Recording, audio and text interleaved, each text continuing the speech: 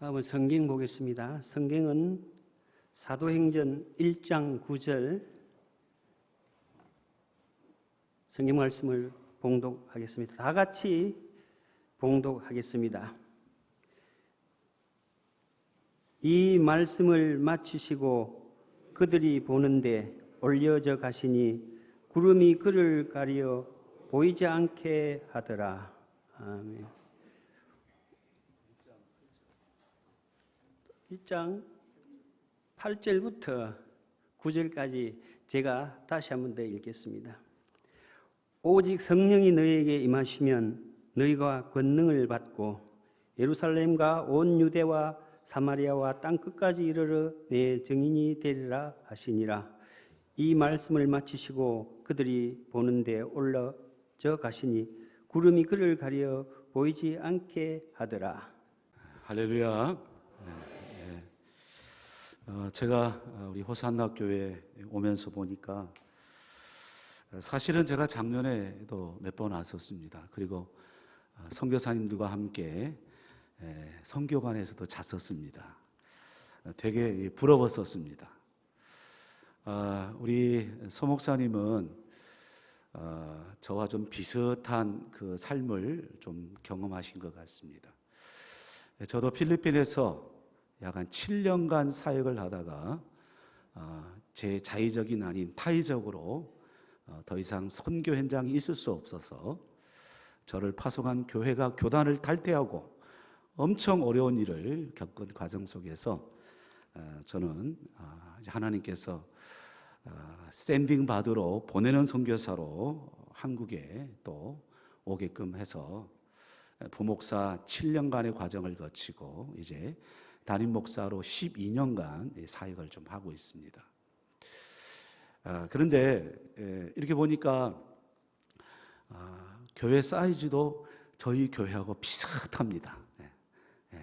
숫자는 물론 저희가 조금 더 많은데 전체적인 면적이라든지 또 차가 아니면 개인차가 아니면 올 수 없는 환경, 저희 교회도 마찬가지입니다. 언덕에 혹시 백운포 고개를 가보신 분입니다만은 부산에서 배를 타고 딱 이 오륙독 쪽에 보면 멀리서 보이는 교회가 있습니다.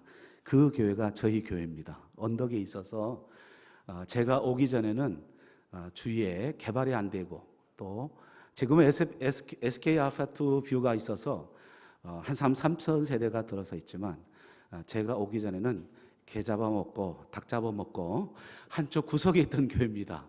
그래서 용호동 하면 저희 장인이 그러더라고요. 용호동의 용자도 싫어했다고.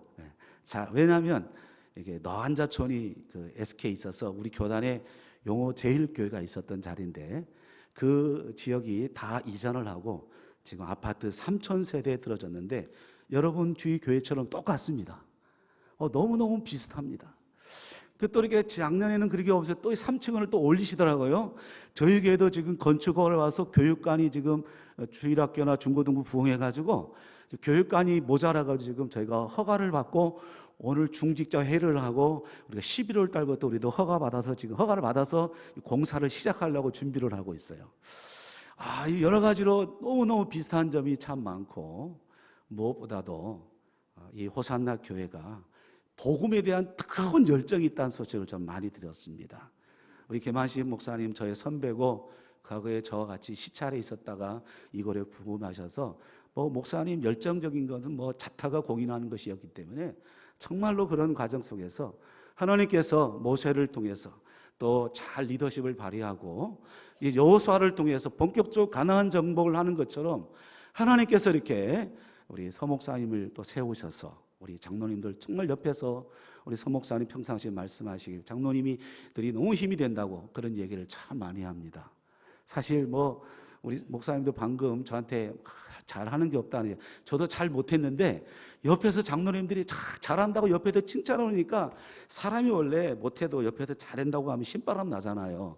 그 바람에 제가 12년 동안 열심히 목회를 하고 있습니다. 저도 저희 교회 왔을 때 제가 오기 전에 한 1년 전에 한 250명 정도 모이다가 목사님 가는 문제로 말미암아 100여 명이 떠나고 제가 갔을 때 한 40명 정도밖에 남지 않았었습니다.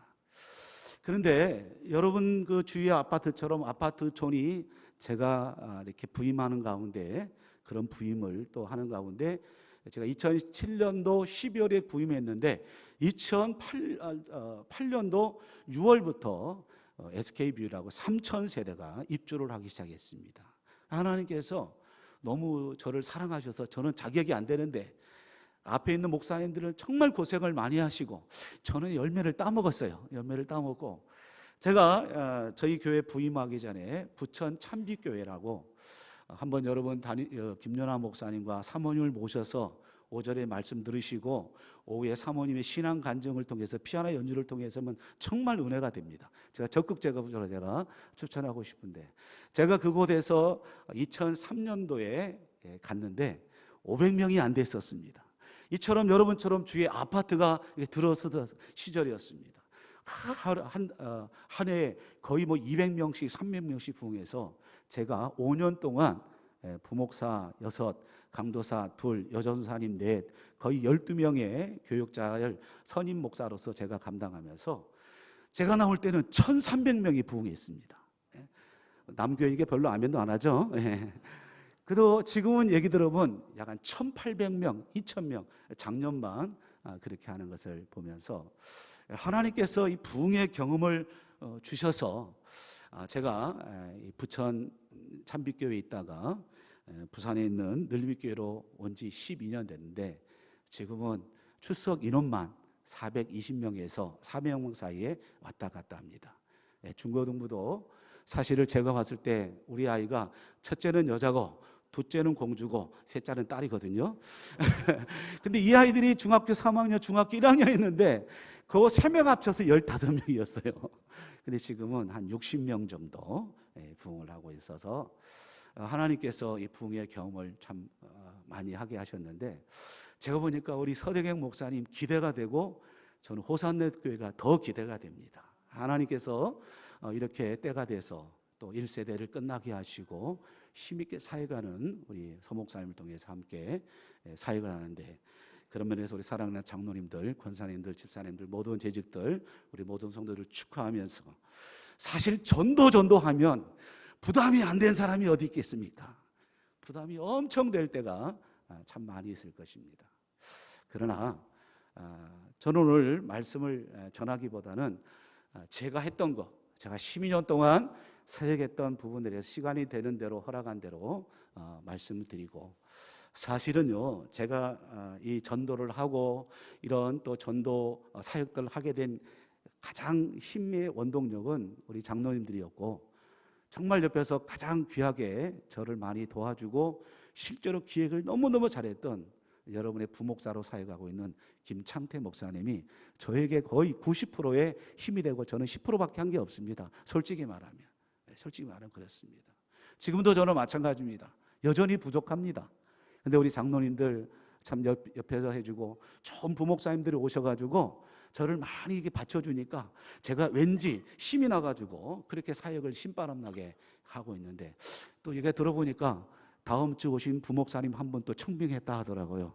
그 부목사님이 또 제 대학교 후배더라고요. 보니까 이게 인연이 참 깊습니다. 인연이 있는데, 어쨌든 제 마음 가운데 거제도에는 거제 호산나 교회, 부산은 늘빛교회, 늘 빛을 발하며 호산나 찬양하며 이 한국과 세계를 위해서 복음을 일할 수 있는 저와 여러분과 교회가 될 수 있기를 주님의 이름으로 간절히 축원드립니다. 저는 오늘 본문의 말씀을 통해서 증인으로 살아야지 진짜입니다 라는 제목을 갖고 함께 말씀을 나누기를 원합니다. 여러분, 앞서 제가 말씀드렸듯이 저는 선교사 출신입니다. 선교지에 있지 못해서 상당히 마음에 부담이 있는 그런 목사입니다. 그래서 교단과 노예에 선교하는 일이라고 한다면 다른 건 몰라도 제가 밑거름이 되고 기둥이 되고 제 몸이 부서지는 하더니 있어도 그 일에 제가 섬기려고 무척 애를 쓰고 있습니다. 근데 지금 중국의 상황이 어떻습니까? 무척 어렵습니다. 지금 모든 중국의 선교사들이 다 추방되고 있습니다. 저희 KPM의 선교사들도 거의 추방당하고 있고, 이 GMS 합동 선교사에 아예 법적으로 다 철수하라라고 그럴 정도로 그렇게 중국의 상황이 만만치 않습니다. 그래서 그런지 모르겠습니다만 하나님께서 저희 교회와 저에게 7년 전에 조선족 출신 우리 사역자를 저희 교회에 입양을 하나 했었습니다. 처음에는 방이 없어서 저희 집에서 먹고 2달 정도 하다가 신대원에 입학하게 됐습니다. 입학했지만 사실 교회는 교회 또 원칙이 있습니다. 전도사에게 강도사처럼 사례 줄 수 있는 것도 아니고 사택 또 제공할 수 있는 것도 아니었습니다. 그래서 제가 아는 장로님에게 3년간 무이자로 그냥 3년간만 빌려달라라고 부탁을 내고 그걸로 이렇게 디포짓을 하는데 보증금을 걸고 3년 동안 또 아는 집사님한테 이 월세 3년간만 지원해달라라고 제가 부탁을 했습니다. 교회는 원칙이 있기 때문에 할 수가 없습니다. 생활비도 모자랐습니다. 지금 목사님도 있지만 그때 전도사가 결혼하고 혼자 왔으니까 사모님 와야지 이게 목회 훈련이 되니까 사모님 오니까 생활비도 들어가죠. 좀 지나니까 10달 되니까 또 애가 하나 또 생기잖아요. 여러 가지 생기니까 사실 교회에서는 전도사 사례 이상 줄 수가 없습니다. 이게 원칙이기 때문에. 그래서 교회에서는 또 구제부에서 조금 돕고 또 헌신자가 생겨서 약 한 3년 정도 그렇게 후원을 받고 강도사처럼 사례를 받고 다 해서 졸업을 하고 그 다음에 2년간의 강도사 과정과 목사 과정을 다 합격하고 안수를 받고 저희 노회, 원래 KPM의 선교사로 가려고 했는데 중국은 신원이 노출되면 위험합니다. 그래서 노회 선교사로 받아서 지금 중국 광저우라는 곳에 사역에서 지금 2년 반째 했는데 지금 가정에서 예배를 드리고 있는데 한 30명 정도 지금 출석하며 예배를 드리고 있습니다. 제가 왜 이 얘기를 하느냐? 여러분, 중국에 가보니까 중국이 참 대단하더라고요. 한국과 진짜 중국은 차이가 납니다. 차이가 납니다. 여러분, 중국의 영어가 뭡니까? 차이나잖아요. 차이나. 영어로 차이나인데 진짜 한국하고 중국이 차이가 많이 납니다. 근데 뭐가 또 차이가 나냐면 제가 보니까 특별히 중국 광저우에 보면 가방 공장 뭐 여러 가지 옷 모음도 많은데 짝퉁이 많아요. 짝퉁이요. 짝퉁. 그래서 어느 한 날 보니까 와, 너무너무 비싼 벨트가 있더라고. 그래서 얼른 그것도 엄청 싸게 샀어요. 이야, 좋다. 신바람 난다라고 쌌는데 웬걸 이튿날 되니까 그 벨트가 가죽이 쭉쭉 늘어지면서 뜯어져 가지고 하루도 못 사용하고 버리고 왔어요. 돈을 주고요. 그만큼 중국이 보니까 차이가 참 많이 나는데 가짜 짝퉁을 많이 만드는 나라가 이 중국인 것 같습니다. 한국에서 나오면 그 다음날 나온다는 얘기가 있더라고요. 여러분, 우리가 살아가는 현장에만 진짜 가짜만 있는 게 아니더라고요. 우리 신앙 세계에도 진짜 믿음의 사람이 있고 가짜 믿음의 사람도 있다는 걸 아셔야 됩니다. 여러분, 예수님을 따르는 제자 가운데 진짜도 있었고요, 가짜도 있었습니다. 먹을 것 쫓아서 그렇게 쫓아가는 그런 제자들도 있었어요. 예수님이 치유를 하니까 그 치유하는 능력을 경험하고자 예수님을 따라다니는 사람도 있었고요, 배가 고파가지고 그냥 얻을 먹는 거, 떡 먹고 생선 먹는 그런 재미로 따라가는 제자들도 있었다는 것이죠. 겉으로 보기에는 예수님을 따라다니고 겉으로 보기에는 교회를 다니니까 진짜 신자고 진짜 교인인 것 같지만 사실은 가만히 살펴보면 그렇지 않다는 거예요. 오히려 예수님과는 교회와는 아무런 없이 상관없이 자기 도취에 빠져서 그렇게 신앙생활하는 사람이 여전히 현실에도 있다는 사실입니다. 여러분, 사실 내가 교회 다닌다고 해서 주일날 예배 참석한다고 해서 우리가 진짜 그리스도인이냐? 저는 퀘스천 마크라고 저는 생각합니다. 그래서 일상생활 가운데서 정말 제자로서의 삶의 모습이 나타내는데 그래야지만 진짜 그것이 제자라고 우리가 말할 수 있잖아요. 그것이 진짜 신자라고 얘기할 수 있고 진짜 그것이 하나님의 자녀라고 말할 수 있다는 것이에요. 그러면 여러분, 정말로 예수 믿는 사람들이 진짜라는 증거가 우리가 무엇을 알 수 있습니까? 여러분, 그 증거가 오늘 본문에 나와 있습니다. 오늘 제가 문자를 보내드렸는데 문자가 잘못 갔는지 성경이 1절부터 9절까지인데 저는 딱 한 구절만 보내줬습니다. 1장 8절입니다. 자, 1장 8절. 자, 알아는 말씀이죠. 외우신 분들은 다 외우실 거예요. 우리 함께 같이 말씀을 읽도록 하고, 혹시 모르는 분을 위해서 띄워두시면 됩니다. 모르면 괜히 창피하니까. 모르면 앞에 포함됩니다. 같이 읽겠습니다. 오직 성령이 너에게 임하시면 너희가 권능을 받고 예루살렘과 온 유대와 사마리아와 땅끝까지로 내 증인이 되리라 하시니라. 아멘. 이 말씀에 보니까 예수님의 진짜 증인은 뭐냐? 진짜 제자는 뭐냐? 증인으로 살아가는 거예요. 무슨 말이겠습니까?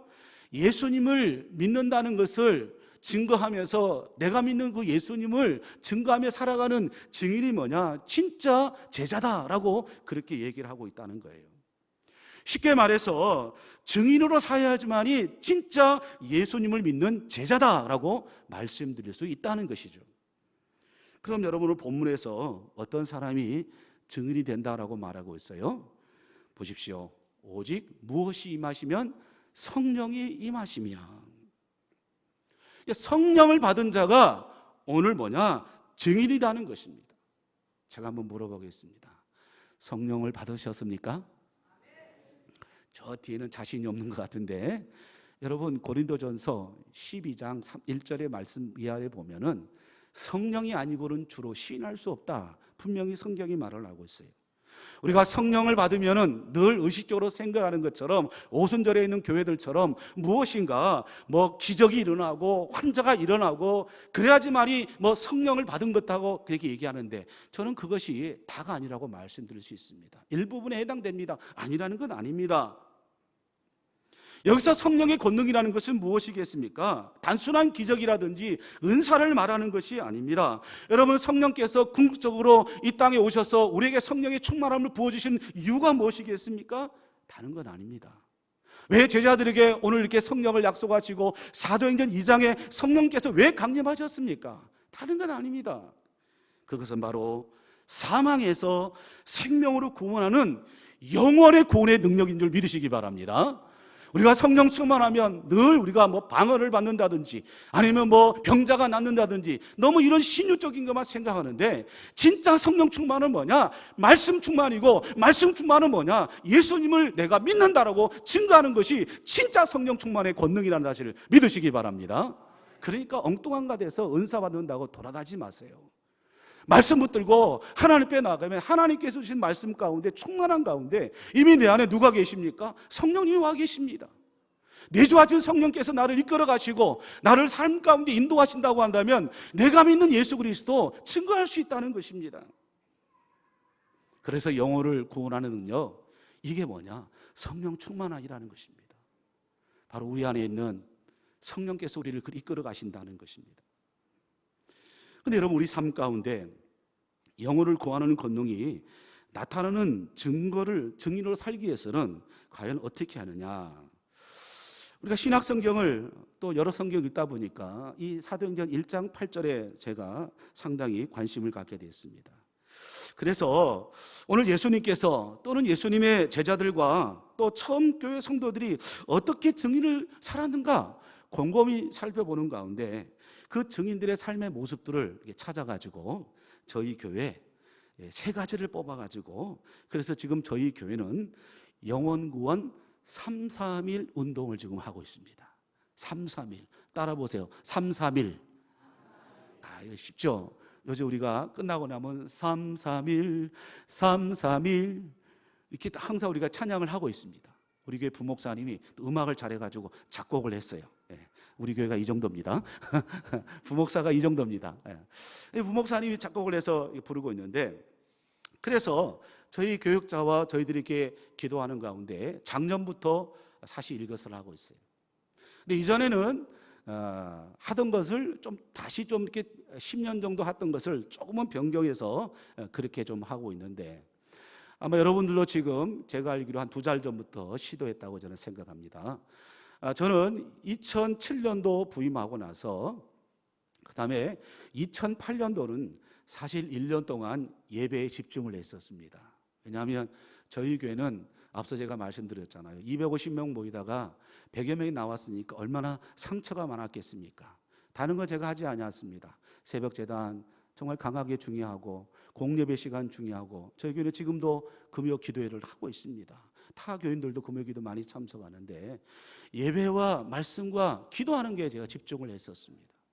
그런 가운데 하나님께서 2009년 12월 말경에 우리 김창대 목사님을 이 부목사로 보내주셔서 제가 가지고 있는 아이디어를 제가 얘기를 하면은 우리 김 목사님이 알아서 착착착착 기획을 참 잘해요. 기획력이 상당히 뛰어나더라고요, 제가 보니까. 그래서 전반기에는 대부분 이게 구역이라고 하죠. 여러분은 구역이죠. 우리는 마을이라고 그러는데 구역 중심으로 해서 구역으로 초청합니다. 처음부터 교회로 모시고 오지 않습니다. 처음부터 교회로 모시고 오면 부담이 됐습니다. 그래서 마을에서 모이는데 마을에서도 예배 드리지 말라고 얘기했습니다. 절대 예배 드리지 말라고 했습니다. 식당에서 아니면 뭐 집에서 찌짐 구워 놓든지 아니면 뭐 식당에서 고기를 구워 먹든지 야외 가가지고 삼겹살을 구워 먹든지 그렇게 해서 그 사람을 식사 초대하는 자리로 대부분 초대를 했어요. 물론 그 전에 성도들이 여러분들 오늘 보는 거 보니까 이렇게 소식지를 재는 것처럼 저희도 호숙집에서 이번 주에 뭘 할 것인가, 찌짐을 나눠주세요, 아니면 만나서 얘기를 해주세요. 그런 어떤 관계를 맺을 수 있는 부분들을 많이 이렇게 얘기를 하고, 그래서 4월에는 거의 구역 중심으로 해서 초청 행사를 해서 거기서 뭐 결실된 것은 전반기에도 초청해서 올 수도 있지만, 그렇지만 가능한 교회로 이렇게 초청하기보다는 12월 달에10월 달에 VIB 초청 주일을 맞이해서 그렇게 잘 준비해 가지고 10개월 동안 그 일들을 해 나왔습니다. 물론 여러분들처럼 전도 작정도 몇 달 전에 하기도 그렇게 했었습니다. 근데 작년부터는 우리가 기도하다가 이것도 우리가 작정도 바로 뭐 전도 행사하기 전에 2달 전에 하면 큰 효과가 없을 것이다. 하도 해보니까 너무 식상한 것 같기도 해서, 그러면 우리 전도위원회 팀들을 중심으로 해가지고 우리가 좀 10개월 동안 품는, 우리가 생명을 이렇게 태어나도 보니까 10개월 동안 가슴에 품잖아요. 우리 여자 성도님들이 가슴에 품잖아요. 몸말이 품지 않습니까? 그런 것처럼 태신자 작정을 우리가 1월 달에 하자. 그래서 저희가 1월 첫 주를 못했고 공동회의 있고 그래서 1월 기도하고 또 특별 기도하고 1월 넷째 주에 저희가 전도 대상자를 작정했습니다. 우리 PPT를 한번 띄워주시겠어요?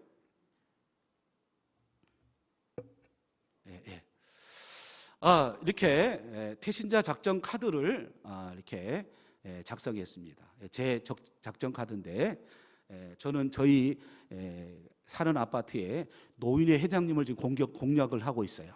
노인회 회장님을 공략하고 있는데 늘 만날 때마다 인사도 잘 드리고 또 먹을 거 있으면 또 갖다 드리기도 하고, 하여튼 아파트 아저씨도 늘 행사가 있으면 선물도 갖다 드리고, 저도 하여튼 목사도 관계를 해야 하잖아요. 목사도 전도도 해야 되니까 그냥 있을 수 없으니까 늘 이렇게 관계를 합니다. 그래서 저희 아파트 라인인과 옆에 있는 사람들은 제가 늘 뵙게 담임 목사라는 걸 다 알고 있어요. 그러니까 어떤 사람들은 잘 안 받으려고 하더라고요. 이거 받으면 혹시 교회 갈까 봐 아예 안 받으려고 하고, 식사도 한 번 하자면은 은근히 식사 안 하려고 하시더라고요. 식사 먹으면 걸려 들어가지고 교회 올까 봐 그런 사람도 있습니다. 뭐 그렇게나 말거나 제가 기도하면서 나름대로 인사도 하고 관계도 맺겠는데, 저는 저기 지금 제 작정자인데 우리 부열 어르신이라고 부부입니다. 부부인데, 근데 사실 작년에 제가 전도하려고 그러는데 뒤에 가도 말하겠지만 이 전도하면 방해 요소들이 많습니다. 분명히 제가 전도 카드를 다 작성해가지고 기도하고 선물 받아가지고 선물을 푸짐하게 전달해서 아이고 목사님 그날 꼭 가겠습니다 라고 딱 했었거든요. 근데 갑자기 안 오신 거예요. 그러면 저를 슬슬 피하시는 거예요. 피할 수밖에 없죠. 선물도 받았는데 간다고 약속했는데 안 왔으니까 양심이 있으니까. 그래도 여기 만나니까 아이고 목사님 죄송합니다. 뭐니까 우리 딸이 장사를 하는데 가정이 두 종류 종교를 가지면 이상합니다. 그러면서 딸이 못 가겠다 하면서 안 오신 거예요. 와, 이 작년에 제가 성공을 못해서 올해도 여전히 지금 부부를 놓고 지금 하려고 준비를 하고 있습니다. 우리가 1월 첫째 주에 이렇게 작정을 하면, 그 다음에 저희 교회는 이 작정 카드를 가지고, 제가 그 사진을 안 찍고 왔는데 전도나무 열매라 가지고 이 성도들이 많이 모이는 식당 앞에 거기에 전도 카드를 다 심어놓고 왔다 갔다 보게끔 다 만들어 놓습니다. 그럼 지나가다 왔다 갔다 하면 얼마든지 볼 수 있는 것 아니겠습니까? 근데 여러분, 이 전도라는 것이 사실 말로만 전도하면 안 됩니다. 사실 해내야 하잖아요. 여러분 야고보서의 말씀에도 행함이 없는 믿음은 죽은 믿음이다 이렇게 얘기를 하잖아요. 진짜 믿음은 뭐겠습니까? 내가 만났던 그 예수 그리스도에서 복음을 증거를 하는 거예요. 그 사람이 받아들이지는 안 받아들이지는 그거는 여러분 다음 하나님께서 하실 일이고, 그 사람이 열매를 맺든지 그건 다음 일이고, 그냥 우리는 내가 만난 그 예수님에 대해서 증거하면 되는데, 사실 전도도 하는 것도 습관인 것 같습니다. 어떤 습관을 가냐에 따라서 많은 열매를 맺을 수가 있습니다. 그래서 여러분 저희들이 331 이 운동 프로젝트를 하는 이유가 여기에 있다는 것입니다. 제가 앞서 말씀드렸지, 여기 지금 태신 작정을 해놓습니다. 다음 이렇게 PPT 보여주시겠어요? 앞뒤로 되어 있는 것인데, 내가 태신자를 위해서 뭘 기도할 것인가? 반은 교회 제출하고 반은 내가 가지고 성경책 속에 끼워 넣는 것입니다. 그리고 늘 공사관에 기도하는 것입니다. 아침에도 그러고. 그리고 나면 여전히 지금도 저희 교회가 전반기 4월 달에는 마을 중심으로 초청 행사를 합니다. 그럼 초청 행사 하기 전에 저희 교회는 331 운동이라고 제가 말씀드렸잖아요. 그래서 과연 이 331 운동이 무엇일까 궁금하죠? 궁금하면 500원 내놓으면 되는데 궁금하지 않습니까? 그래서 제가 원본도 우리 목사님에 드렸고, 제가 PPT를 보면서 설명을 하도록 하겠습니다. 물론 여기 보십시오. 제가 지금 정부 열쇠람에 딱 카드입니다. 여기 태신자를 영원구원 331 프로젝트 실천 카드입니다. 이 카드는 뭐냐? 자, 331이라고 했는데, 자, 3은 뭐냐? 3은 하루에 3번씩 기도하는 것입니다. 하루에 3번씩 기도하는 거예요. 자, 여러분 1월 말에 저희 교회가 작정했다고 했잖아요. 4월에 교회도 우리가 교회를 초청하지만 가능한 제가 초청하지 않습니다. 마을에서 관계를 맺게 하는데, 그 맺기 전에 3월과 4월 동안 이 영혼구원 프로젝트를 합니다. 3월 달에 이 카드에 2월 말 돼서 카드를 나눠주면, 저기 보면 이제 월자가 있지 않습니까? 올해는 10월인데 저는 9월 달에 했던 건데, 이거 제출을 해서 제가 선물을 받아서 저 정부열 사장님한테, 회장님한테 또 선물을 갖다 줘야 돼요. 선물 받으면 좀 달라지겠죠? 그래서 요 3월과 4월에 이 카드를 하는데 하루에 3번 기도합니다. 사실 현대인들이 무척 바쁘잖아요. 근데 바쁘니까 기도도 잊어먹는데, 그래서 바빠도 뭐냐? 아침 식사하고 점심 식사하고 저녁 식사 다 하죠. 그러면 꼭 이렇게 얘기하는데, 목사님 저는 아침 안 먹는데요? 이렇게 하는 사람이 있어요. 그래도 좋습니다. 그래도 좋습니다. 저희는 아침에 점심 먹을 때 잠시 이 태신자를 위해서 기도하자는 거예요. 점심을 먹기 전에 잠시 태신자를 위해서 기도하자는 거예요. 그리고 저녁 먹을 때 기도하자는 거예요. 꼭 그 점심 먹을 때 아니더라도 하루에 3번을 기도했으면, 아침에 했으면 동그라미, 그 다음은 이렇게 PPT를 보여주세요. 확장된 거예요. 이렇게 여기 이제 이게 일자 있죠? 일자 보면 공이 한 칸에 보면 3개 있잖아요. 아침, 점심, 저녁입니다.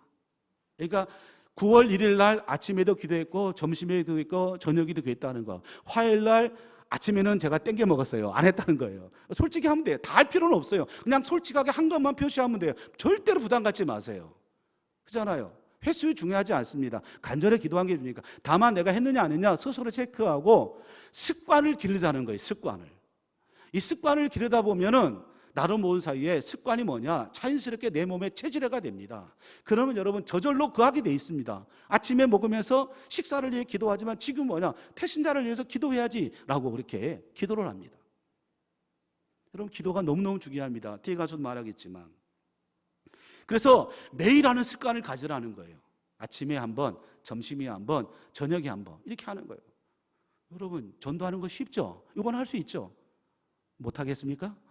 할 수 있죠. 이게 시작이에요. 그럼 너무 전도하면 막 부담스러워가지고 뭐 열매를 거둬야 한다. 여러분 절대 열매는 생각하지 마세요. 목사님 열매 강조하지 마세요. 그건 하나님이 하실 일이고, 우리가 함께 모함을 모으고 기도하면 하나님이 희한한 방법으로 역사합니다. 희한하게 역사해요. 그냥 뭐 단순히 그냥 하나님 뭐 이 사람 구원해 그렇게 기도하지 말고 간절하게 여러분 기도해 보십시오.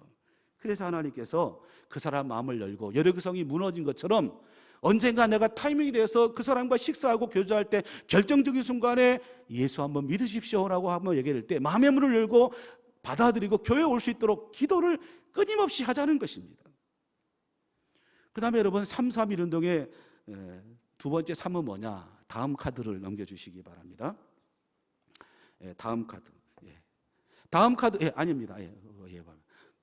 거기 보면은 이게 첫째 주, 둘째 주, 셋째 주, 넷 주인데, 첫 번째 3은 매일 3번 기도하는 거라고 그랬죠? 그 다음에 두 번째 3은 뭐냐? 일주일에 3번 이 태신자들에게 축복의 메시지를 보내든지 축복의 행동을 하라는 것입니다. 먼저 여러분, 요즘처럼 가장 중요한 건 뭐겠습니까? 카톡이라든지 문자 보내는 거 아니겠습니까? 문자에 그 사람의 마음을 접근할 수 있도록 용기를 주는 마음이라든지, 만약에 옆집 세대기면 요즘 애들이 애 하나 키우는 것도 진짜 힘들어 하더라고요. 세대 애 키우는데 얼마나 힘들까. 혹시 내가 도와줄 일 있으면 나한테 문자 줘? 이렇게 딱 사랑의 하트 딱 넣어가지고 보내면은 진짜 힘들잖아요. 어린 세대 같은 게 애 보는 게. 그러면 언니 같고 친정어머니 같은 사람 옆에서 좀 도와주면 너무너무 쉽지 않습니까? 밥 먹을 때, 점심 먹을 때 잠시 가가지고 아이고 세대 밥 먹어 하면서 옆에서 애기만 봐줘도, 요즘 세대들 애 하나 놓으면 그냥 떡을 치더라고 보니까 막 쩔쩔매요. 이제 둘도 여러분 보니까 남자들도 다 육아실에 들어가 있어요. 우리 교회 보니까. 여러분 교회는 모르겠어요. 이거 보니까 아니 혼자 들어가면 되는데 신랑도 같이 들어가 있어요. 애 안고 막 둘이서 막 어쩔 줄 모르는 거예요. 그러니까 평상시 그런 사람들을 주위에 다 아파트면 아파트 어디 사는가 유심히 찾아보라는 거예요. 내 영혼이 어딨나 찾아보라는 거예요. 그러니까 문자도 보내고 또 친절 행동을 한다는 거예요. 혹시나 여러분들이 찌짐을 잘 굽는 사람이 있으면 세대 내가 오늘 맛있는 찌짐을 구웠는데 이것도 한번 먹어보라고 그냥 아무 말 없이 그냥 계속 주는 거예요. 계속 주는 거예요. 사람이 받아 먹다 보면요, 마음이 양심이 있기 때문에 도대체 이 아줌마가, 이 아저씨가 나한테 왜 그럴까? 아니야, 별거 아니야. 그냥 이웃이니까. 그러다 나중에 초청회사 때 초청하면 걸려들게 돼 있습니다. 십중팔구 다 걸리게 돼 있습니다. 먹는 것은 여러분 약합니다, 사람이. 그러니까 이것도 관계라는 것입니다.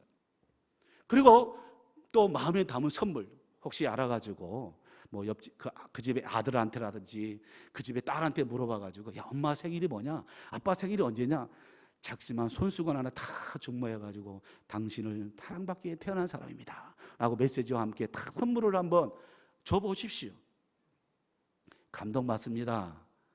요즘 막막한 시대 가운데, 삭막한 시대 가운데 이렇게 관심을 나에게 보내주는 것 자체만 해도 얼마나 감사하겠습니까? 그 마음의 문을 열게 돼 있어요. 제가 양산에 사회 갈 때 우리 밑에 집이 불교 믿는 사람이고 전 사택이 3층에 있는데, 항상 제가 지나가면서 그 세대한테 얘기했어요. 세대 우리가 기도하고 있어. 세대 기도하고 있어. 세대 기도하고 있으니까 늘 기도하니까 진짜 하루는 울면서 목사님 이제 목사라고 얘기해요. 저를 위해서 기도해서 보니까 친정에 어려운 일이 생긴 거예요. 제가 기도해 줬죠. 언젠가는 하나님께서 때가 되면 연결시킬 때가 있다는 것이잖아요. 그러니까 우리가 너무 열매를 거두기 위해서 막 애쓰고, 물론 애써야 됩니다. 죽을 힘일 때까지 다 해야 됩니다. 설렁설렁하면 안 됩니다. 한 영혼을 구원하는데 대충 하면 되겠습니까? 힘을 다해 다 해야겠죠. 그렇다고 여러분 너무 열매 그 사람이 무조건 와야 된다라고 강박관념을 가지면 내가 지치고 내가 힘듭니다. 사단이 제일 좋아하는 방법이 그거예요. 해봐라, 안 되지? 약을 놓지? 하면서 너 포기해라. 천도는 무슨 천도냐? 하면서 딱 우리를 갖다 절망하게 만들거든요. 그러면 안 됩니다. 사단아 내가 속은 줄 알았지? 라고 하면서 안 속는다! 라고 하면서 또 하는 거예요. 또 도전하는 거예요. 여러분 이렇게 기도하고 한 달 동안 문자를 보내면서 마지막 1번이 있습니다. 일이 있잖아. 그 일은 뭐냐? 내가 식사를 할 날짜를 정하는 거예요. 제가 9월 28일 12시에 이분과 식사하기로 약속을 다 이렇게 해놨습니다. 그렇게 약속을 해요. 그러면서 중요한 건 제가 있잖아요. 이 카드를 교회에 제출하면 저희 교회는 이 카드를 다 하고 난 후에 마지막 주일날 선물을 준비합니다. 선물을 준비하면 전도자에게, 태신자에게 이 선물을 줍니다. 그 선물을 주면서 식사도 하고 선물도 주고 이제 구워 삶는 겁니다. 우리끼리 얘기했지만 마음의 문을 여는 작업들을 하게 된다는 것입니다. 근데 여러분 사실 태국에서 진짜 이런 사역을 통해서 박사학위 논문까지 냈다는 걸 들었는데, 축복의 50배 효과라는 논문이 있습니다. 세상을 놀라게 하라라는 것인데, 마이클 프로스트라는 사람이 쓴 그 논문에 보면 66페이지에서 68페이지의 내용이 있더라고 보니까. 거기에 축복하는 사람들 대 개종시키려고 하는 사람들의 연구의 결과를 그렇게 나왔다는 거예요. 이게 무슨 말이냐? 자, 태국에 파송된 선교사가 선교 전략을 짜는 거예요. 근데 이 둘이 나눠서 연구를 한대. 한쪽에는 뭐냐? 계속해서 막 축복의 말만 하는 거예요. 뭐 선물도 주기도 하고 축복의 행동을 한다는 거예요. 뭐 예수 믿으라고 개종시키려고 하지도 않는다는 거예요. 계속해서 이렇게 축복을 하고 행동으로 삶으로 보여주는 거예요. 한편은 뭐냐? 그래도 예수 믿어야 됩니다. 예수 믿어야 됩니다. 예수 안 믿으면 지옥 가야 됩니다. 계속 이렇게 적극적으로 이렇게 본격적으로 이렇게 선교를 하는 이 두 팀이 나눠 있었습니다. 근데 이 두 팀을 10년 동안 연구한 결과 개종시키려고 하는 사람들보다도 축복의 말로 하는 사람의 전도팀들이 50배 저 선교 효과가 있더라라는 논문이 나와 있습니다. 몇 배요? 50배입니다. 이거 엄청난 거 아니겠습니까? 그러니까 무조건 이거 오늘 목사님이 전도하니까 내가 뭐 권사하고 집사하고 하니까 장로니까 빨리 내가 가야 된다, 교회 가야 된다, 이렇게 강박관념으로 하지 마시고, 올해는 할 수 있으면 한 달 동안 이 작업을 내고, 안 되면 내년부터 제가 목사님한테 말씀드렸습니다만 1월부터 하나씩 기도를 준비하면 이 복음 구원의 영혼의 사역을 위해서 굉장히 중요한 사역들을 우리가 할 수 있다는 것입니다. 그러다 보면 이 일들이 하나님께서 정말로 아름답게 복음의 열매를 거두게 하는 것을 너무너무 참 봤습니다. 근데 여러분, 마지막에 첫 번째 식사하는 거 있잖아요. 이 식사하는 거 아무것도 아닌 것 같지만, 여러분 사도행전 2장 42절에 보면 그들이 사도들의 가르침을 받아 서로 교제하고 떡을 떼어 오로지 기도하기를 힘쓰니라 라고 말씀을 하고 있어요. 여러분 생각해 보세요. 이거 먹는 것이 아무것도 같지만 그렇지 않습니다. 초대교회 성도들의 기록을 보면 그렇지 않습니다. 아침에는 성찬을 하고 또 그리스도를 기념하고 저녁에는 애찬을 하는 일정의 생활 리듬을 초대교회 성도들이 했더라고요. 성경을 찾아보니까요. 또 누가복음에 보면 예수님께서 이 식사하는 것들을 되게 굉장히 중요하게 여기셨습니다. 일단 먹어야 됩니다, 여러분. 전도 대상자와 만날 수 있는 시간을 가져가지고 열심히 먹어야 된다는 것입니다. 이렇게 여러분 3.3일 운동을 하게 되잖아요. 그러면 전혀 예상하지 못했던 사람이 오게 돼 있습니다. 그래서 저희들은 지금 그렇게 전도하고 있는데, 사실 교회가 전도를 안 하잖아요. 저희도 보면은 제가 처음 왔을 때는 굉장히 많이 이렇게 전도가 부비들 많이 했는데, 요즘은 저희 교회도 여러분 교회처럼 차가 없으면 오지 못하는 교회입니다. 그러니까 사실 바람 불고 비 오고 그러면 사실 너무너무 힘듭니다. 2주 전에 태풍 왔잖아요. 저희 교회 주일 숫자가 확 줄었습니다. 태풍 오는 바람에 차 있는 사람들은 오지만 걸어서 오신 분들은 거의 못 오신 것 같아요. 그러다 보니까 저희가 주차장이 130, 40대 돼도 모자라는 거예요. 부부가 올 때도 있잖아요. 그냥 모자르더라고요. 저희들 지금 이런 문제를 고민을 참 많이를 하고 있습니다만은, 어쨌든 지금도 이 전도 사역을 지금 하고 있습니다. 저는 행사라는 말을 별로 안 좋아합니다. 전도 사역이라 하죠. 자, 이렇게 3.3일 운동을 하지만 이 3.3일 운동은 개인적으로 하는 것이고, 또 교회적으로 저희가 따로 기도하는 시간을 갖습니다.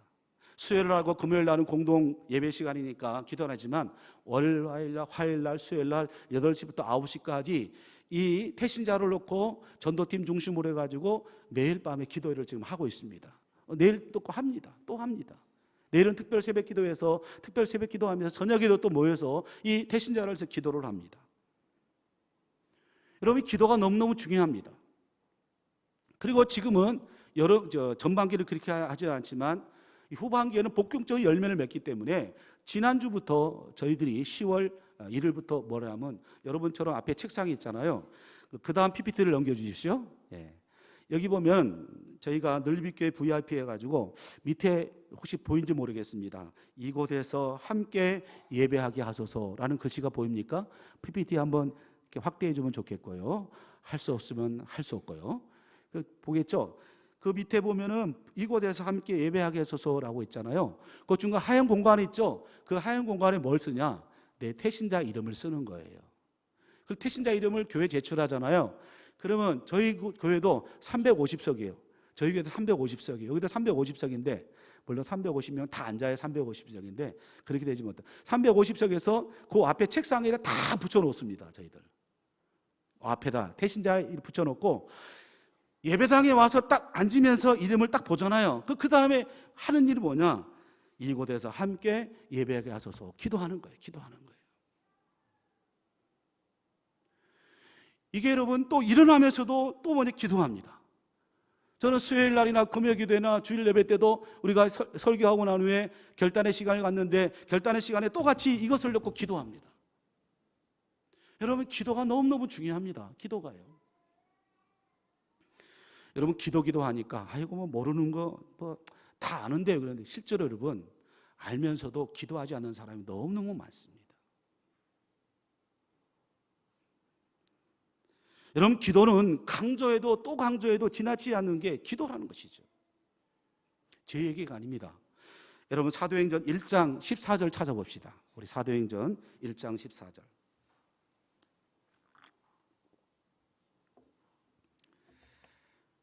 함께 기도 한번 읽어볼까요? 사도행전 1장 14절 찾으셨어요? 읽겠습니다. 여자들과 예수의 어머니 마리아와 예수의 아우들과 더불어 마음을 같이하여 오로지 기도에 힘쓰더라. 아멘. 여러분 사실 이 사도행전 1장을 묵상해 보면 이들이 지금 1장 14절에 어디에 모이느냐? 마가 요한의 다락방에 모였습니다.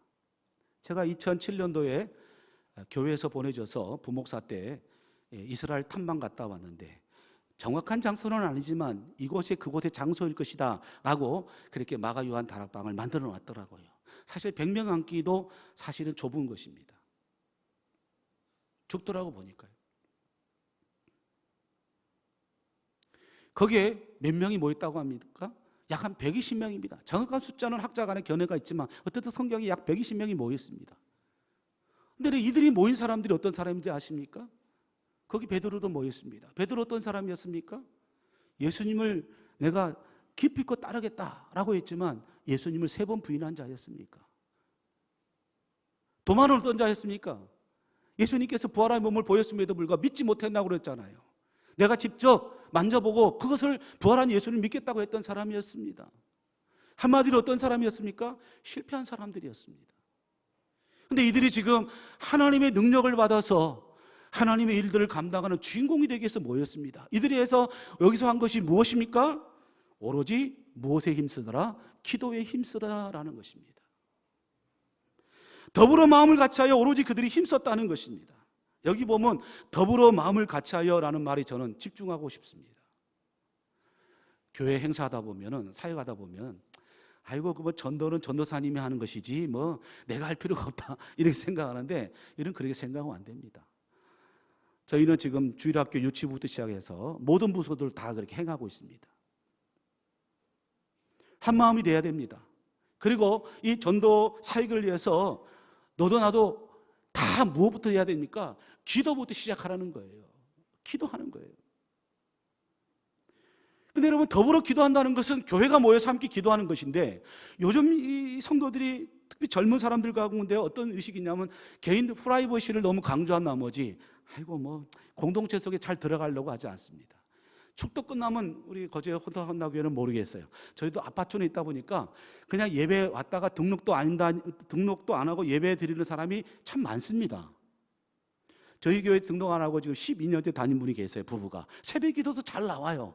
등록하라니까 목사님 꼭 등록해야 됩니까? 저를 쳐다보더라고요. 아니 괜찮습니다. 제가 그랬어요.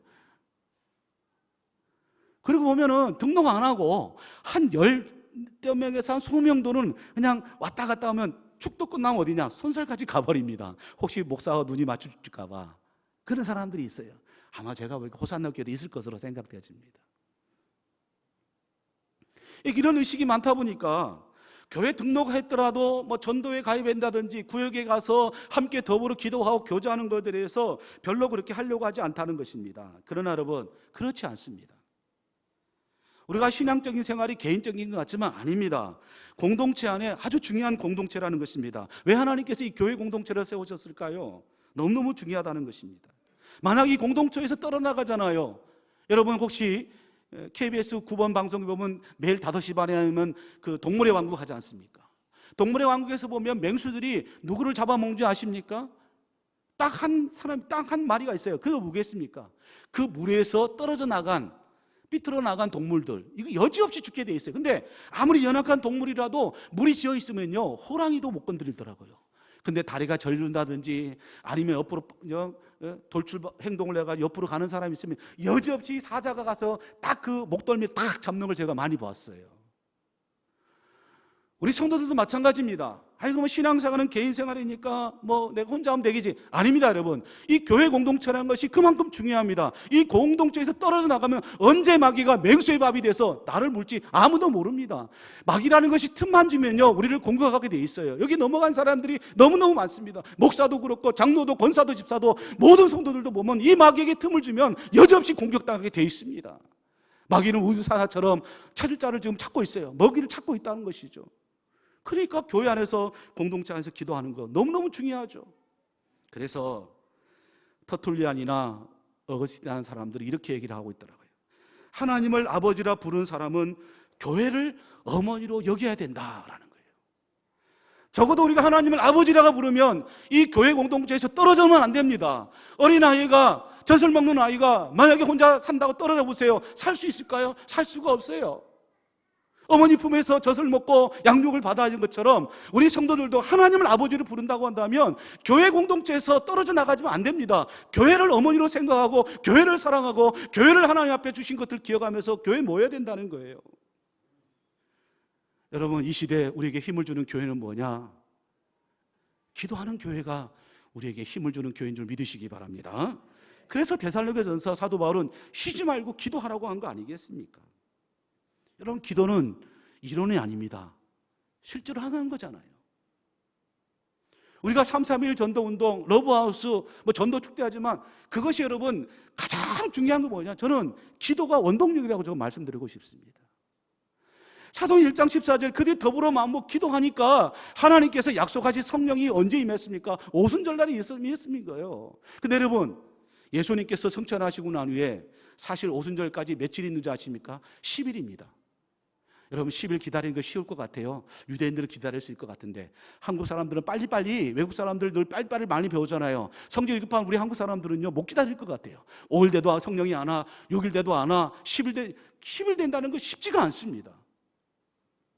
그리고 여러분, 성경에 보면 예수님께서 부활하시고 몇 명이 모였다, 예수님께서 부활한 것을 몇 명이 보았다고 그랬습니까? 약 500의 형제라고 그랬습니다. 근데 마가 요한 다락방에 기도에 모였던 사람 몇 명입니까? 120명이에요. 380명 어디 있습니까? 380명 어디 있냐는 거예요. 분명히 예수님께서 부활하신 것을 500명이 왔음에도 불구하고 여기 기도하러 모인 사람은 120명밖에 안 돼요.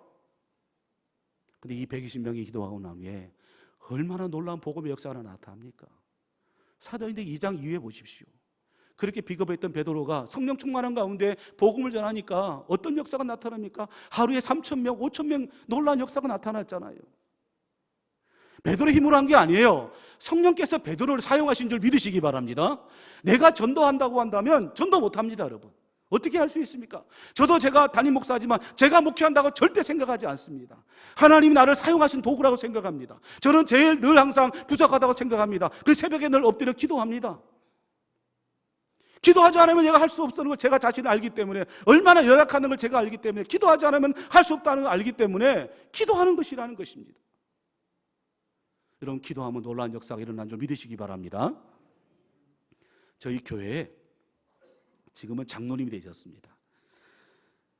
우리 성도들 혹시 드셔보는지 모르지만 양고기 드셔본 분 계십니까? 양고기. 예. 저희 교회에 김황배 장로님이라는 분이 계십니다.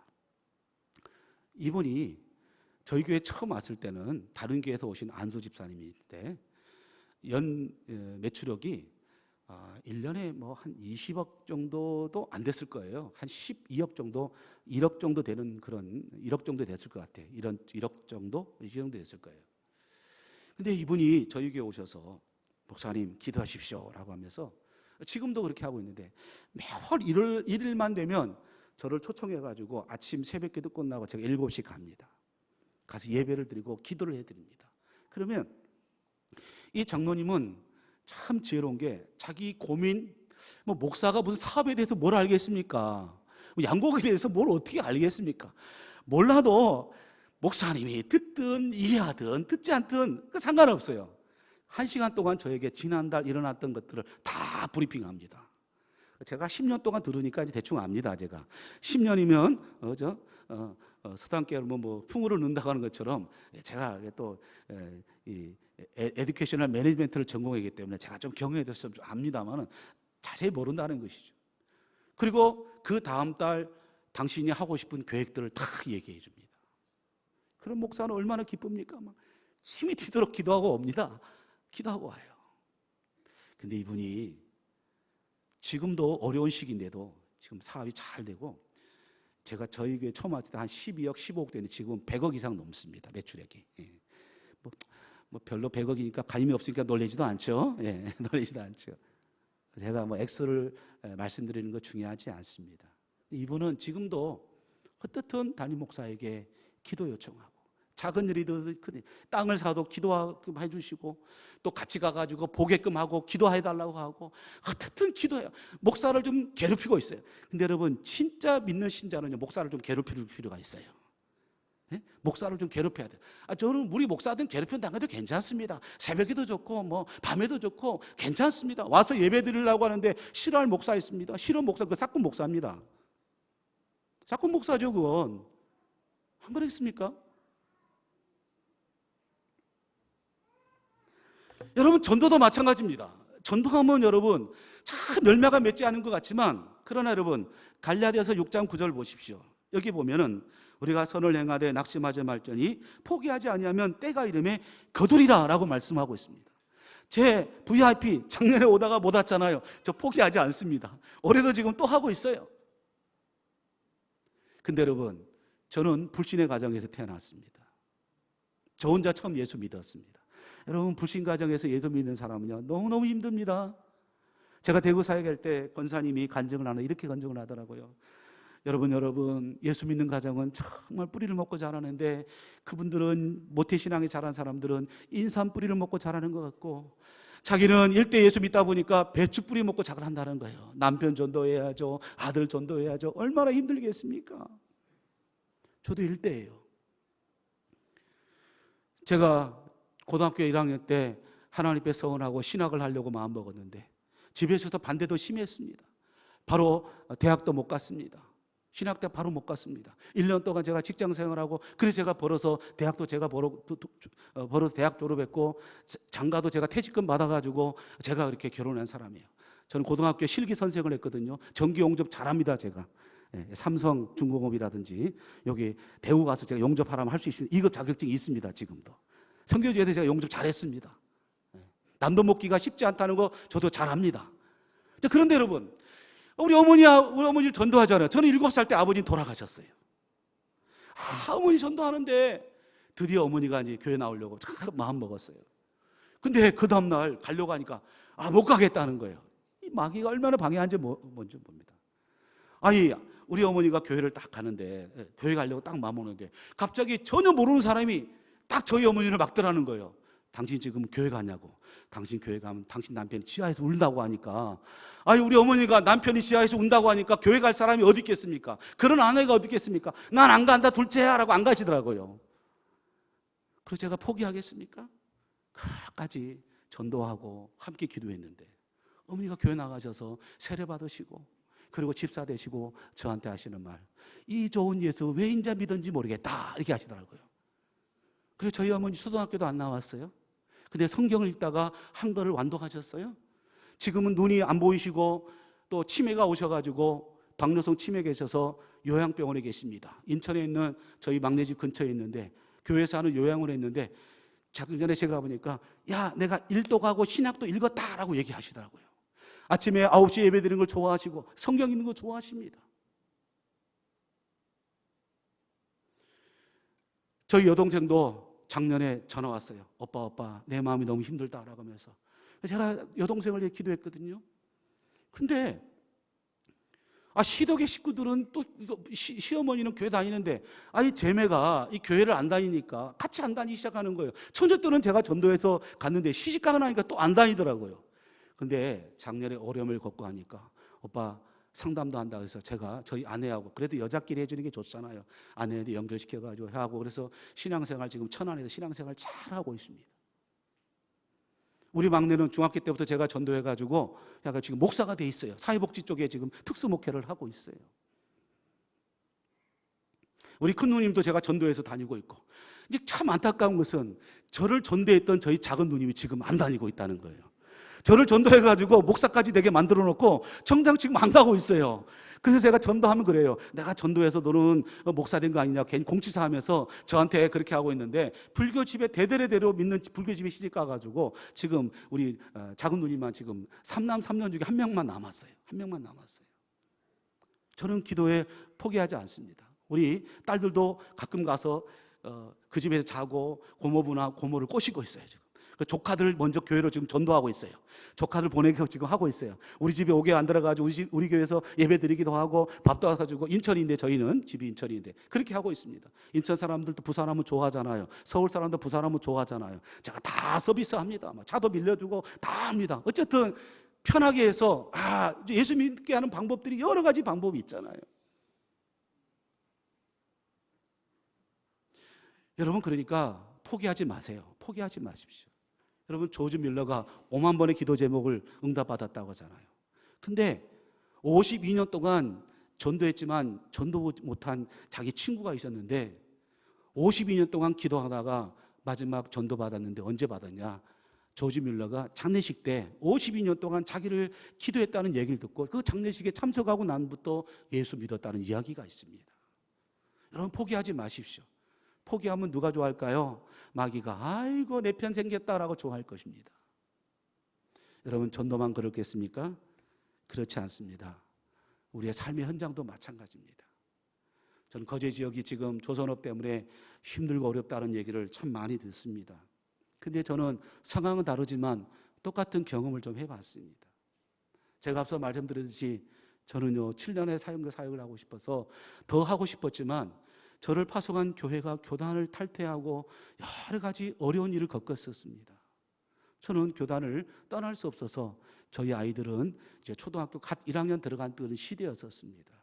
그래서 저는 한국으로 나올 그런 상황이었습니다. 근데 여러분, 제가 그 당시에 2000년도에 나오려고 12월 달에 나왔는데 2006년도에 제가 선교사 사직을 했어요.